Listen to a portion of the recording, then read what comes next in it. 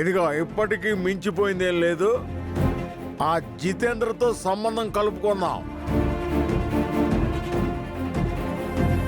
వాడికి కానీ కట్నం ఇవ్వవసరం లేదు. పైగా ఎదురు మనకే అడిగినంత డబ్బు ఇస్తాడు. నందిని, ఈ సత్యతో కాదే, ఆ జితేంద్ర తాగుతాడు.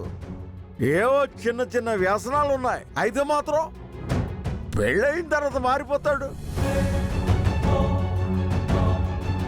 నందిని, నా మాట విని ఆ జితేంద్రని చేసుకోవే. నిన్ను ఇలా కాదు. ఏమంట నందిని? నిన్ను చంపేస్తాను ఈరోజు. సత్య, సత్య చంపేస్తాను. సత్య, సత్య, సత్య, సత్య చంపేస్తాను. సత్య, నువ్వు వదులు. అయిపోయాడు నా చేతుల్లో ఈరోజు. సత్య ఆగు. సత్య వదిలే. చంపేస్తాను ఈరోజు. సత్య నువ్వు వదలక వదిలే. సత్య, అక్క వదలమన్నానా? ఏం చేస్తున్నావు? సత్య, సత్య నా చెయ్యి వదలండి. సత్య ఆగు. ఆగు సత్య, వదలు కృష్ణ. వద్దు. నువ్వు ఆగు సత్య, వద్దు. నువ్వు రా, నాతో రా. రా, చెప్తారా? నువ్వు రా. వదలు. రా సత్య. చంపేస్తావా? చంపేవే. నిన్ను కన్న పాపానికి చంపే. కృష్ణ, నువ్వేంటి మధ్యలో? ఇది నీకు సంబంధం లేని విషయం. మధ్యలోకి నువ్వు రాకు. వెళ్ళి నీ పని చూసుకో. ఆగు సత్య, నువ్వు ఆగు. నువ్వు కోప్పడకు. ఎందుకంత కోప్పడుతున్నావు? ఏమైంది ఇప్పుడు? ఆ మనిషి కూతురు పెళ్లి చేయమంటే కూతురు జీవితాన్ని ఎలా నాశనం చేద్దామా అని ఆలోచిస్తున్నాడు. అవతలేమో అశోక్ వాళ్ళమ్మ 10 లక్షల బంగారం తీసుకురాకపోతే లగ్న పత్రికే రాయనంటుంది. ఈ టెన్షన్లో నేనుంటే పిచ్చి పిచ్చి నాటకాలు ఆడుతున్నాడు. సత్య, ఆ 10 లక్షల బంగారం కోసం నువ్వేం టెన్షన్ పడకు. అవసరం అయితే మొన్న మనం వెళ్ళాం కదా, ఆ ఇంటికి వెళ్ళి 10 లక్షలు తీసుకొద్దాం. ఇంకోసారి అక్కడికి వెళ్తే మనిద్దరిని తీసుకెళ్లి జైల్లో వేసి కుళ్ళబడుస్తారు. హే, అలా ఏం జరగదు సత్య. నీ చెత్త ఐడియాలకి ఒక దన్నం. నువ్వు కామ్గా ఉండు. రా, చంపే. రా,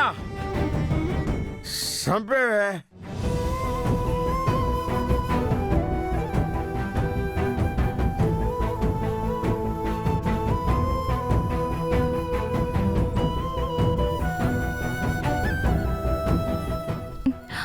అక్క, సత్య, నా పెళ్లి కోసం నువ్వు ఇంతగా ఇబ్బంది పడుతున్నావు.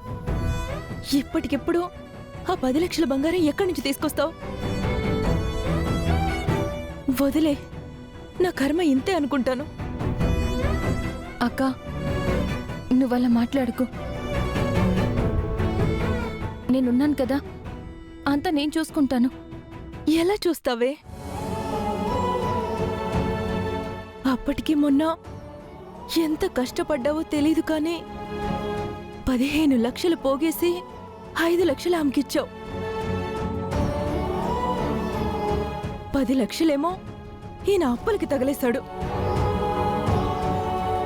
ఇప్పుడు మళ్ళీ 10 లక్షలంటే ఎలాగే?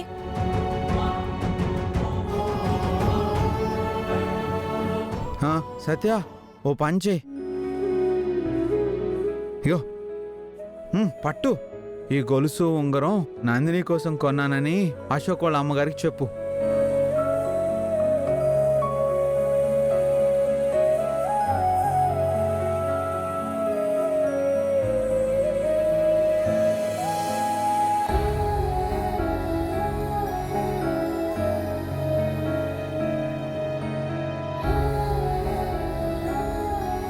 అక్క, నాకు ఒక ఐడియా వచ్చిందక్క.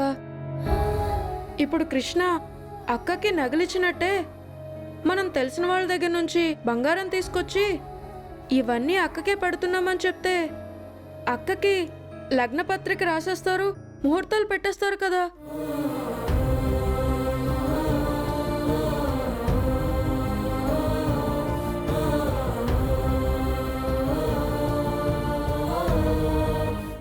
తర్వాత ఆ బంగారం అంతా మనది కాదని తెలిస్తే బాగోదేమోనే.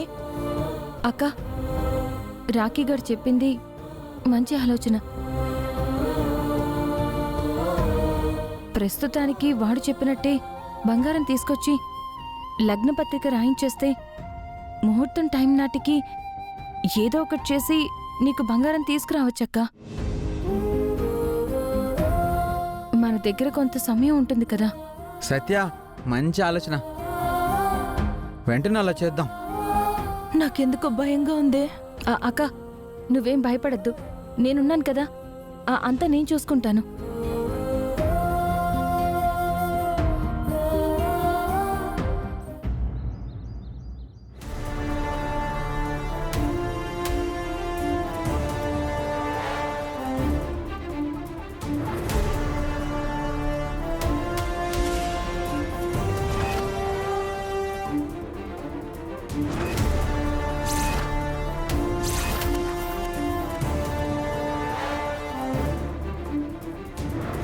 ఓ బాబు, ఎవరు నువ్వు?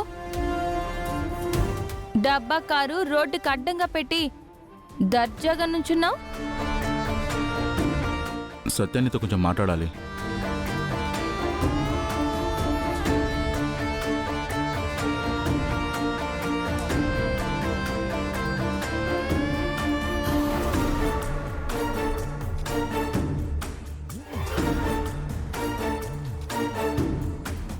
ఎవడ్రా నువ్వు? నాతో పనేంటి? నువ్వు నాకు పని చేసి పెట్టాలి.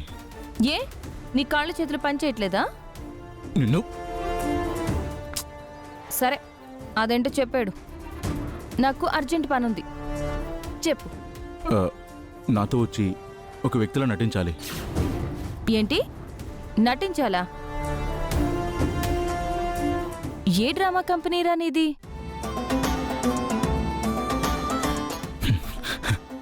డ్రామా కంపెనీ కాదు, నువ్వు ఒకరిలా నటించాలి. నేను చెప్పింది చేయాలి. హాయ్ బాబోయ్, అదేదో సినిమాలో ఆత్మలన్నీ హీరోలకే కనిపిస్తాయి, అలాగే పిచ్చోళ్ళందరూ నాకే తగులుతున్నారేంట్రా బాబు. చూడమ్మా, నటించే వాళ్ళు వేరే ఉంటారు, వెళ్ళి వాళ్ళని వెతుక్కో. నా టైం వేస్ట్ చేయకు. కార్ది. నీకు డబ్బులు ఇస్తాను. రిక్షా కాదు, కారు కొనుక్కునేంత డబ్బులు ఇస్తాను. ఓ, ఈ మాటలు వెళ్ళి ఎవరికైనా చెప్పు. ఈ సత్య కాదు, నీకింత టైం ఇచ్చి మాట్లాడడమే ఎక్కువ. కారు ఇస్తాడంట, కారు. ముందు నీ కార్కి అద్దె కట్టుకో. సత్య, సత్య, సత్య ఆగు, నేను చెప్పేది విను. నేను నీకు నిజంగానే డబ్బులు ఇస్తాను. నా మాట నమ్ము. రేయ్, నాకు మెంటల్ తెప్పించుకో.